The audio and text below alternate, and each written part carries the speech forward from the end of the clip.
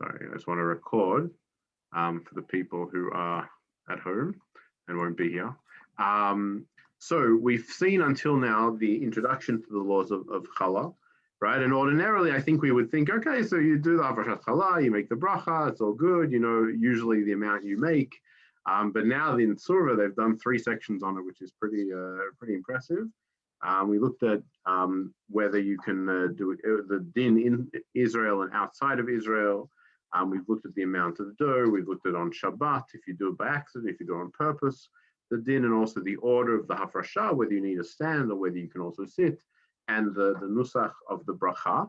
In this section, what we're going to be doing is looking at the question of dividing dough, which is actually quite relevant, not now, unfortunately, but is relevant for, you know, when things get back to normal and, you know, you do a challah bake or something where everyone makes dough or questions like that, you know, what's the din if you divide dough in that case? And then also we're going to look at the question of something called tziruf kal, which is the ability to combine dough that's smaller to obligate it in the challah, which also actually has an important practical ramification, or may, for Purim, right? Because what happens if, you know, you get 5 little loaves of bread and you put them all together in a bowl? Is that considered that now they're 1 loaf of bread and you should actually take challah? Because until then, no one took challah because everyone had little loaves. Now they're all together with your mishloach manot, and is that a question, and how does that work? And we'll see. The second part of this section is actually on the din of chadash, chodosh, as I'm sure they say here. And we're gonna do that next week, because I think that's an important discussion in and of itself, with important ramifications as well. And it's an interesting topic, and I think it's worthwhile not rushing through it and just doing the last bit of challah by itself. Is that okay for everyone? Okay, so we're on, as you can see, on page 223 in the booklets, if you have it. And we're looking at the question of divided dough, right? We already saw now the simple thing, you know, you make 1.5 or 1.6 kilograms or 2.5, depending on how you paskin, of dough, then you're obligated in challah. And if you don't take it when the bread is in a dough form, then you take it also when the bread, before it's eaten, and when it's in a bread form, that's also okay. So let's read now. The Yerushalmi. Sheken al-se isal manat lechalka batzek p'tura min hachallah. Right? So too, someone makes dough to divide it into smaller loaves. You don't need to mafrish challah, right? Which is important distinction. And then in the Yerushalmi, right? The Yerushalmi is a different Talmud, right? It's written in Eretz Israel, and its Aramaic is slightly different to the Eretz Israel, to the Babylonian Aramaic. Vataninan nachtom shasa seor lechalek chayav b'challah. But do we not teach that a baker who makes seor to divide it is obligated in challah? Now, just to explain what it's talking about, seor is obviously sourdough. Anyone do sourdough by you guys? Okay, so I do. Jacob used to make a lot of sourdough, like every day. Not anymore. So I do, well, like once a week usually. And I have like a starter, and you do it. So the way sourdough works is you have like a, in English you call like a sponge, which is like the sourdough ball that you keep in your fridge usually, and you feed it every week or whatever if you don't use it. And then when you make the sourdough, you take, and this is by the way how they made bread until the invention of modern yeast, right? Then you take the sourdough sponge, you mix it with a whole lot of dough. You then take some of the dough and put it back in to keep for next time.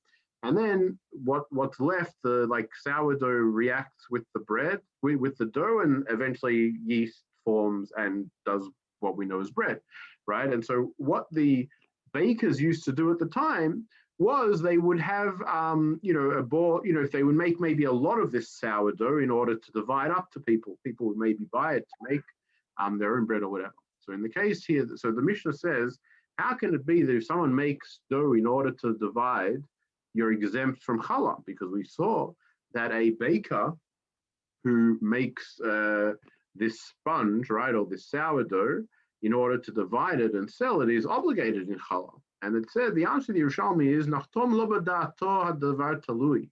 A baker, it's not dependent by what he wants, right? He can't just, and we'll see in a second, but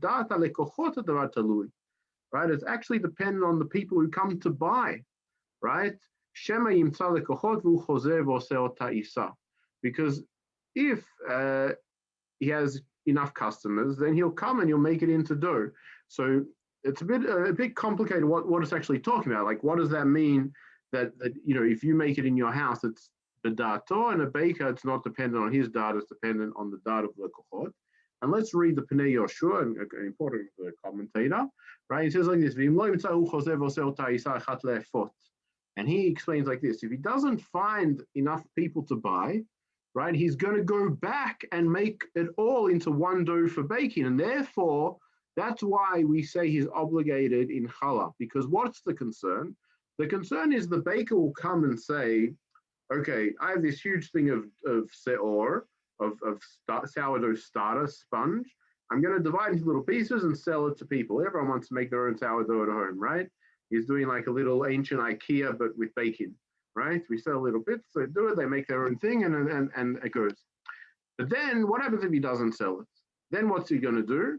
So he hasn't taken challah, and then he's going to combine it all together and cook it, and then sell it as bread, right? Because you can do that with the sourdough starter. You can also turn it into bread or whatever it is, right? And so because of that, he's obligated, whereas ordinarily a person that does that in their home are not going to be obligated because they don't intend to, it's not clear why, but they don't intend to sell it together, or they don't intend to make it in, and they know that's what's going to happen. It's not dependent on how many people come to their house or not. They know in advance that if they're going to, they're dividing it and cooking it separately, therefore it's okay. He says, alternatively, the case where he has inami,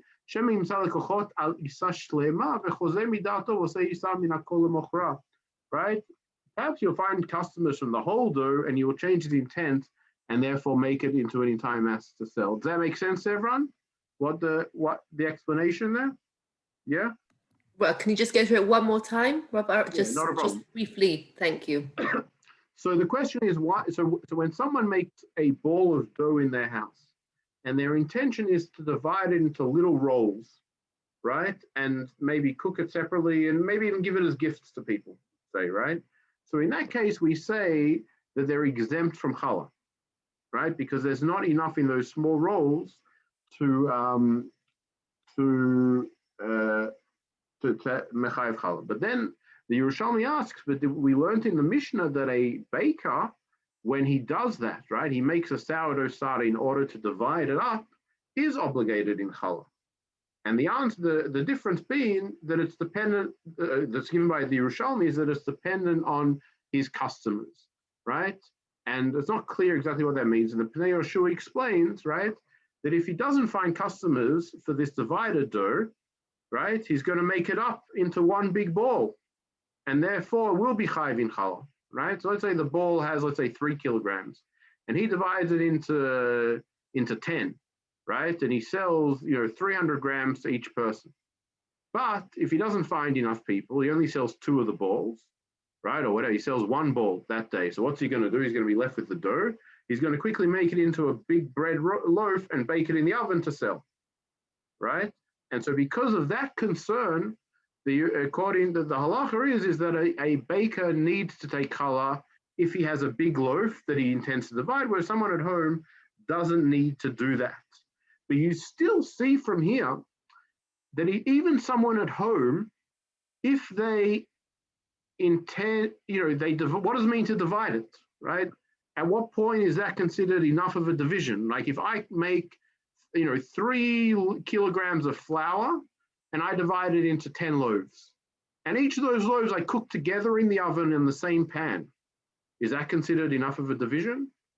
Does it matter what I'm going to do with the loaves? Do I need to eat them at different times? And that, that's the kind of question. So we see from this that theoretically someone at home that divides the dough doesn't need to take challah, but the question that we're going to ask is, what is that division?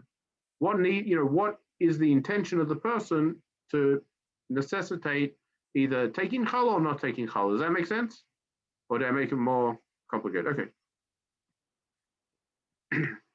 By the way, it's very interesting. They have, if we have time on Shabbos, although at this point I'm not sure anyone has time for anything, but you can read about the the backgrounds to the people. It's very nice.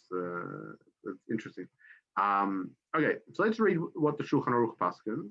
He says like this: Nachtom shasa isa, a baker that made dough, lasota seor lechalka, and he makes it in order to divide it up into smaller portions. Chayevet bechala, he needs to take challah. Shim lo timacher yasen apat, because if it won't be sold, he's going to use it to make bread, and therefore it's chayiv in challah. Aval shar adam, rest of a regular person, who makes dough to divide it in as dough, right? Tura min challah. He's not obligated to separate challah, and that's a general principle. Okay. Now the Gra, right, the Vilna Gaon, explains what we were looking at, which is what does that mean to divide it, right? At what point is it enough of a division for it to be considered separately, if that makes sense, even for a regular person? And he says here, tzrich lomar la'anashim harbeh, aval ledidei chayevet, right? He says what the Shulchan Aruch means here is if he's dividing, he takes 3 kilograms of flour, makes it into a dough, and divides it into 10. So it says that he's exempt from challah, or she's exempt from challah, right? If they intend to give that dough to 10 different people. But if they intend to take the 10 pieces and for themselves, that's not considered a division, and therefore you would be chayav in challah. Yeah.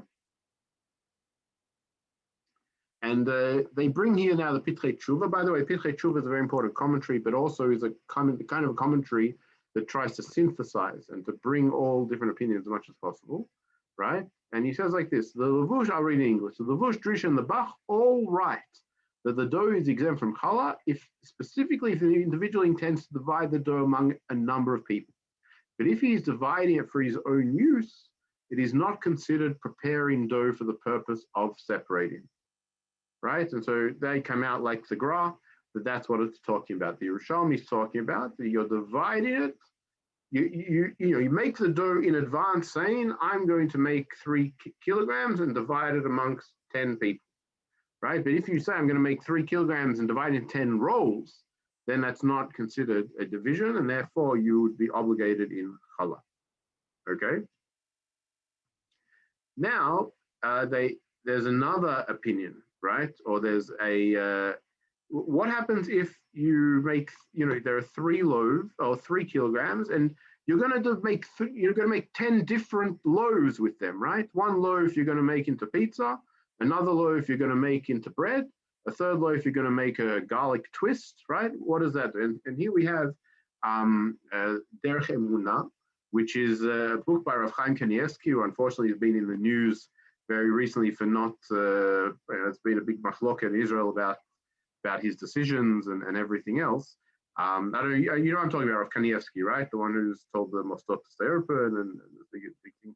And he's a huge Talmid Chacham, right? And it's unfortunate that this is the situation. And he wrote a very important book analyzing the Rambam on the mitzvot Ba'aretz. And he writes in the book here, Vedat HaChazon Ish, the opinion of the Chazon Ish, the dafka im da'ato lecholka ulakpid al taruvuta achar haluka, that when you divide the dough, it's significant only if you want to keep it separate later, right? כגון שדעתו לחלקן לעשותם בדפוסים מיוחדים או למשוך פניהם על מקצתם בביתים ובשומן, וכיוצא בזה שיקפיד על נשיכתם זו בזו. אבל אם דעתו לחלק רק משום שרוצה בפתים קטנות ולא יקפיד על נשיכתם, גם אחר חלוקה חייב.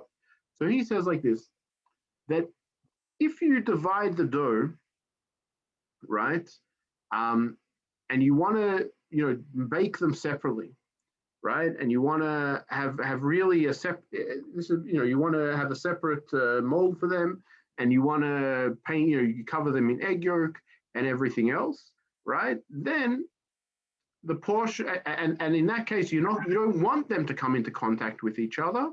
In that case, it's not chayav b'challah. But if you want to divide them because you just want to have 10 separate rolls and you don't mind if they come into contact, then you would be obligated in Challah. Right? That makes sense? Okay. Now let's read the Pitrei Tshuva. We'll do it in English. He says like this. See Hilchot Challah of Ma'adanei Melech, where the author suggests a different distinction, that is specifically if one is dividing dough for the purpose of baking different portions for different meals, such as in the morning and then in the evening. Then the obligation of Challah is determined by the size of each portion rather than by the whole. However, if one is dividing the dough with the intent to bake it all at once, it is not exempt. And the status is determined in light of the whole mass, right? So, but this distinction is also dismissed in the work of Tfilah Moshe, since it doesn't appear in the case of the Tosfos. You see, there's a machloket. But what he wants to suggest is in Ma'adanei Melech, that they say that an individual who divides, let's say, 3 kilograms into 10 loaves, if they intend to, eat one roll in the morning and one roll, in the evening, then that's okay, right? Then even then you wouldn't be obligated in Challah, right? But if you want to bake it all, sorry, when I say eating, I mean, you want to bake one in the morning and then the next day bake another one and eat it, then it's considered a distinction. But if you want to bake it all, once, then it's, baking 10 rolls, and then that's a problem. So here you see there is an opinion, just like the opinion of that Rav Kanievsky brought in the name of the Chazon Ish, that even an individual who is at home, who really wants the rolls to be separate, or wants to bake them at separate times, perhaps then as well we would say they're not obligated to mafrish challah. They're only obligated if they bake it all together, or they separate it into 10 parts and they don't mind if they touch again. And so you see there is a bit of room for leniency and room for distinction. And here they bring the Sefer Kashrut, which is a book that summarizes the halacha. And he says like this, halasha isa shnitchayva b'challah, right? So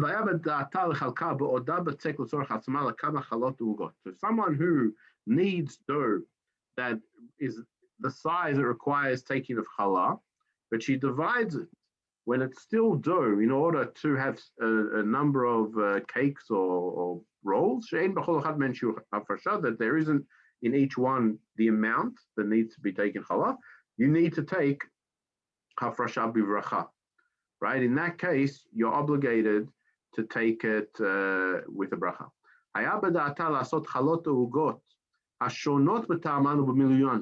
Right? But if in her mind she wanted to separate into different loaves, and they were going to be each a different roll, or different kind of roll, and they tasted different or filled with different things, or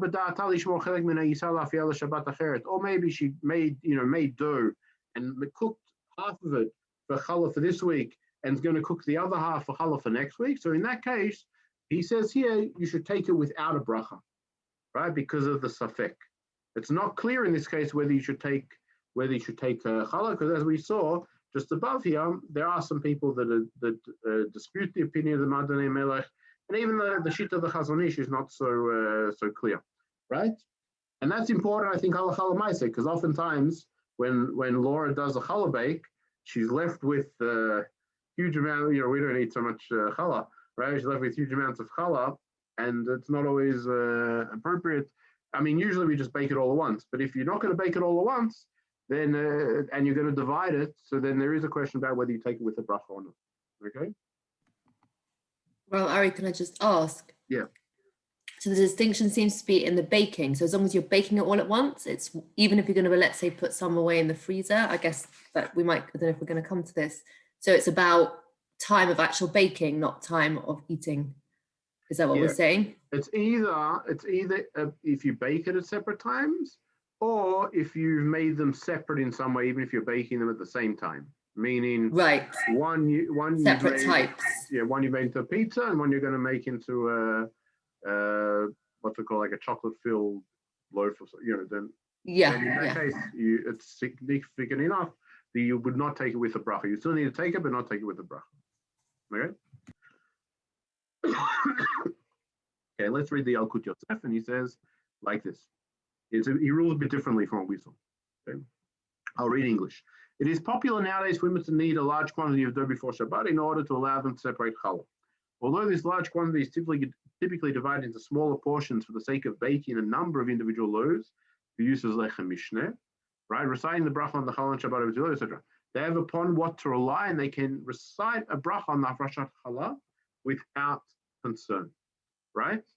So that's a bit, what does he say there? Here, because it's basically the same, right? You're making the same challah from it, even though you might bake them at separate times. He says you don't need to worry about doing Hafrashat Challah, because we already saw that's the pshat, right? That's the simple reading of the Shulchan Aruch, right? That if you make it with enough amount, you need to take you need to take it. Okay. If someone prepares a quantity of dough large enough to separate challah, and one wants to divide the dough into distinct parts, such that one dough will be sweet and the second will be spicy, the whole mass of dough is exempt from separating challah. This is so because dough made to be divided into distinct tastes is exempt from challah. However, it is appropriate to be concerned with the position of Rabbeinu Tam, and therefore separate a small amount out without a bracha, and therefore it comes out also like the Sefer Kashrut, right? That in that case, you still separate it without a bracha. Okay. Now they bring Mishpatei Eretz, and he's talking about a case, right, which is very relevant, which is a case of a challah bake that people often do, right, in school or in shuls, or maybe in various charities. You get everyone together, you make a challah, and then you divide in small loaves that not everyone's going to get the amount. Can you take Hafrashat Challah? So he says like this: someone needs dough in a quantity that is subject to Challah, intending to divide the dough into portions to know the minimum amount, and to give each of these portions to another person. And one did so, there is no need to separate Challah from this dough. Therefore, when a large batch of dough is prepared for the sake of distributing it among students, so that each one may braid a Challah for herself and keep it, Challah is not separated from this batch, and that's important to know Challah Matzah. However, Rav Melamed, a very important Israeli posek, and has in his Pnei Halacha the following.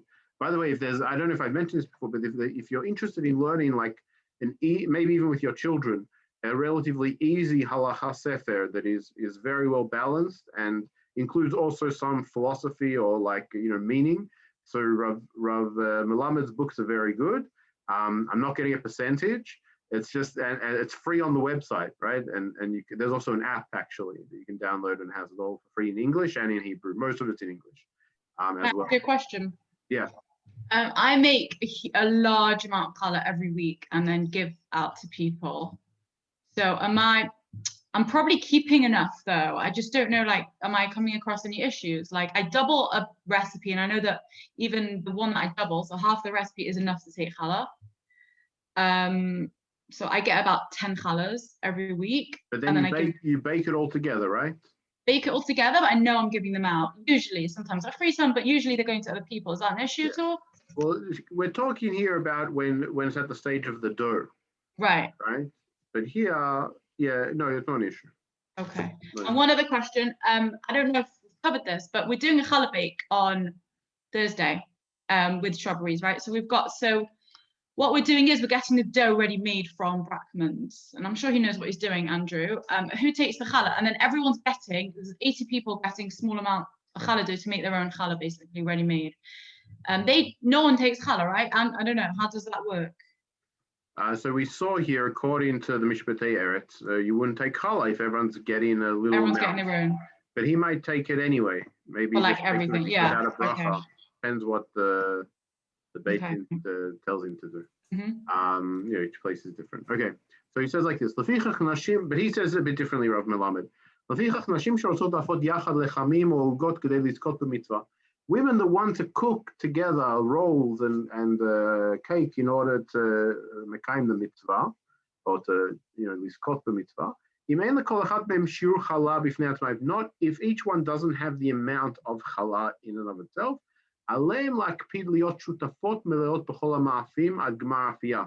They need to specify that they're going to be partners, complete partners in the cooking until the end of the baking. And after they cook, each one takes their own, whatever role, akrai is incidental, right? Incidentally, whichever role incidentally comes to their hand. So that it won't be recognized that this is her challah that she's taking for herself. And in that case, you're able to mafrish challah, right? So what he's talking about, because this happens a lot. you want to be in the case where you take challah. You want everyone to come together. And in Israel, and also here, if they often do it as a thing that 40 women come together and make brachot and take challah. But the concern is that if you've made enough dough that each one only takes a little bit, you don't actually make the bracha of challah. And so you're saying in this case, what you do is each one says they're going to be partners within the challah, and then you can take it, and then one person takes it, and then you resolve the issues.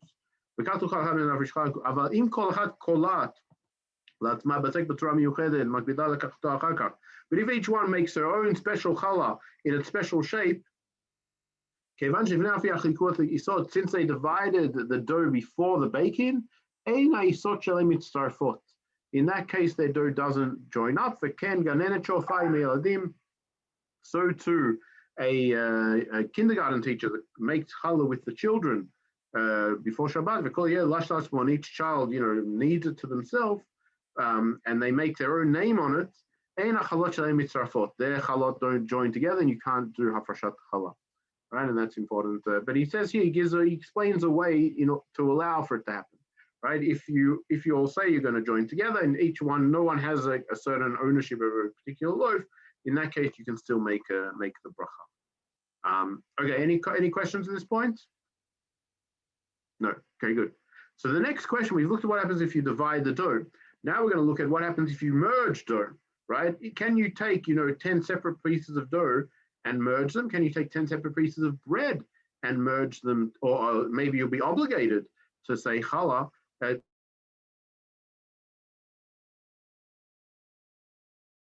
You're muted. Okay.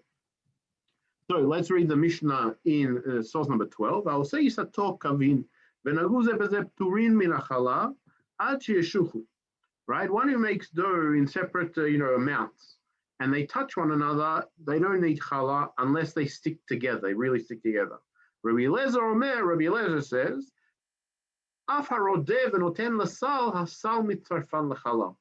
even if one takes out challah from the oven and puts them into a basket, the basket joins together for the purpose of challah.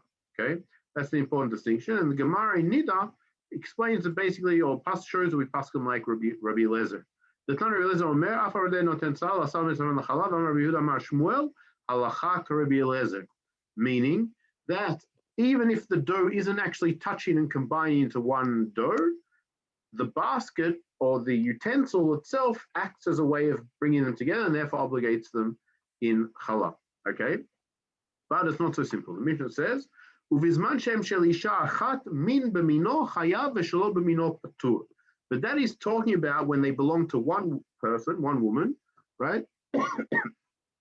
And if it's the same type, right? Min b'mino, therefore they're obligated in challah. Where they're different types, they're exempt even if they're in the basket, right? And the Shulchan Aruch brings this all together. He says like this: Shtei yisot she'ein shum achat kashiur, two amounts of dough that neither one has enough to have the shiur of challah. Im nogot zo b'zo, if they touch each other, ad shenidbakim me'at zo b'zo, until they stick a little bit to each other, mitztarfim, they join together to obligate in challah, im hem mimin harui litzaref, if they are the same type, therefore, and are fit to join together. Kafi mashid be'besiman shin kaf dalet. Im einam nidbakim, if they don't stick together, vehem b'sal echad, and they're in one basket, hasal mitzarfan, the basket itself acts as a way to join them. And this is true even after they have baked and they're made into bread. Right?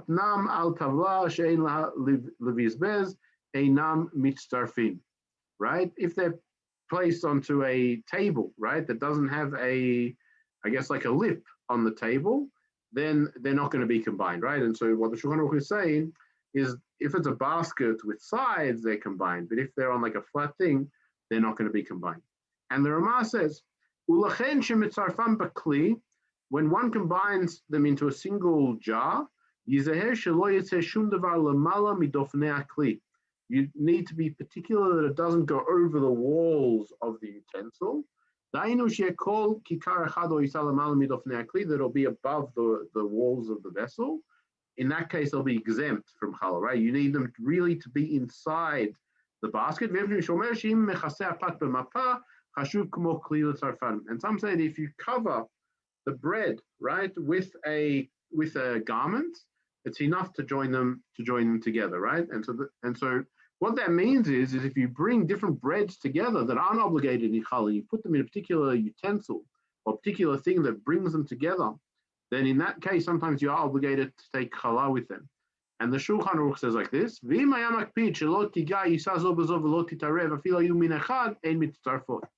Shulchan, and this is an important distinction. He says, what happens if I'm baking pizza, right? And I also have cake, and I put them together in a jar for whatever reason in the fridge, right, to keep them, and they touch together. But I didn't really want them to get mixed together, right? They're not the same. I don't want them, even if they are in the jar together, because I don't want them to be mixed together. The Shulchan Aruch says they're not considered to be combined, therefore they wouldn't be obligated in challah. But this comes to a problem, right? Which is what I mentioned before, which is, well, what happens if you get a large amount of bread, usually on, let's say, Purim, right? People deliver bread to each other, right? And this gives a little loaf and another little loaf and another little loaf. And then suddenly you have, 10 loaves of bread in a jar, in a basket or whatever it is, and together they'd be obligated in challah. And so Rav Sternbuch says like this: there's a great stumbling block that often rises with mishloach manot. Normally, right, because usually they're baked in small amounts and they're not obligated in challah. And people don't take challah. Right, someone who receives on Purim a number of matanot and of cakes, etc. He puts them together in a basket or in a box or in a cupboard. And we hold that even when they bake them, they weren't the shiur for challah. Still, when they come together in a basket, they're joined up.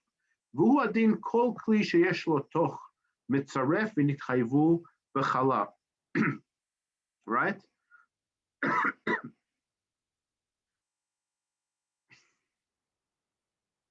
Okay, so anything that has a place to store it, they're joined and they're obligated. Therefore, a cupboard or a box joins the ugot together, and therefore they fall into the din of tevel. Tevel being food that can't be eaten until trumot or masrot are taken. And what's worse on Purim, which is I'm sure what everyone does, right? When you redistribute the mishloach manot, yeah. So what happens is, what he's talking about is the case of, let's say you get 10 loaves, you put them together in a basket, and you cover them, and therefore they're covered in a basket, which according to the Ramah means they're all together, right? And then you decide, okay, no, we've got a present for Cohen, right? So now they're obligated in challah. Then you take the challah, you give it to Cohen, a little roll, and Cohen gets it, but Cohen doesn't know that they were together. So therefore, it's a michshol for mishpachat Cohen. I don't. Did you see? There's Underdos. You know what I'm talking about? The Israeli like a group of like religious guys that do like funny skits about religious life in Israel.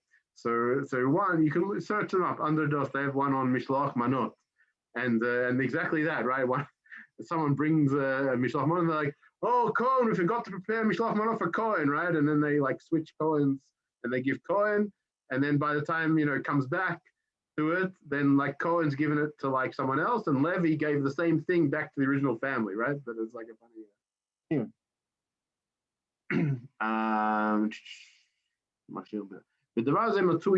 And this is found a lot.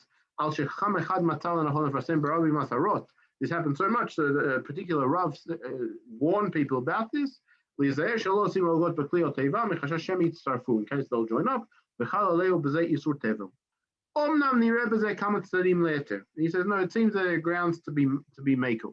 Reshit, firstly, the Dad Rabbeinu Gaon from Vilna, according to the Vilna Gaon,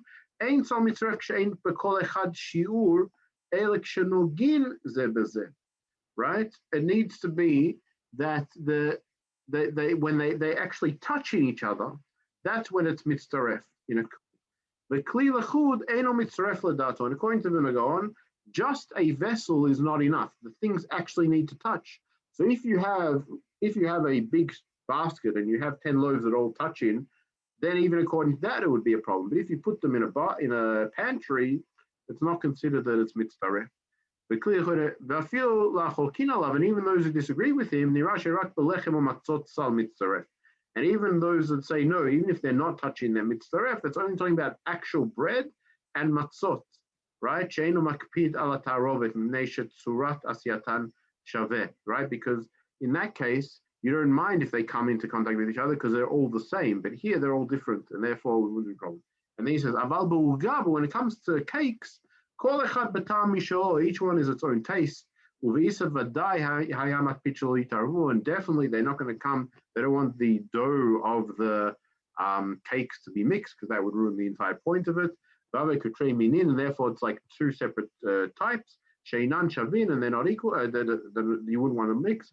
And they don't join even in a basket. And so according to that, you should see that it's not really a problem. Okay. But it might be a problem when you, let's see, with Sefer Kashrut. A single freezer compartment can combine multiple items for the purposes of separating challah.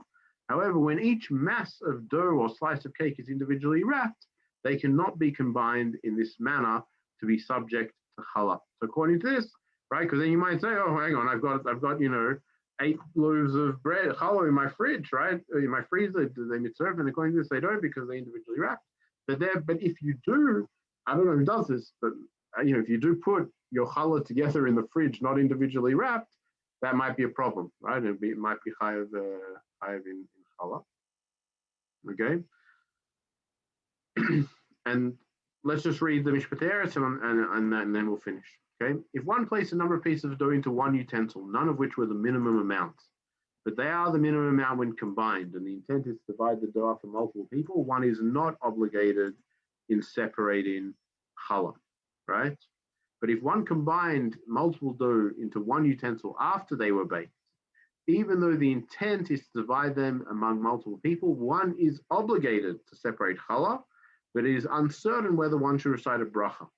The same is true for partners, such as a group baking hand matzot, in which each piece of dough is not large enough, where they can combine the matzot in one utensil after baking, have in mind that each person will receive less than the minimum amount, right? And the matzah is thereby subject to the obligation of challah, but it is uncertain whether one may recite a bracha on this type of separation, right? And so you see from here, right, that there is still the ability to bring them together, although it is uncertain, right? It is uncertain because safek bracha lekula. And so just to end, I think it's very interesting to note, what are they talking about in the sources which we've seen, right? Because when we initially thought about challah, we saw it as an obligation to allow you to eat the bread, right? You have dough that you make according to the Torah, and you need to take the dough in order to eat the bread. However, what we see from here is that what's concerning for some of the poskim more recently, right, is that people should be allowed to perhaps come together to make challah, because challah, right, has a significance beyond just the simple reading, right? As we know, Kabbalistically and otherwise, right, people come together to make challah bakes and to separate Hafrashat challah with a bracha, and even more than that, right? Perhaps even in schools and stuff, how do you teach kids about the mitzvah of Hafrashat challah if they're all going to take their separate roles, right?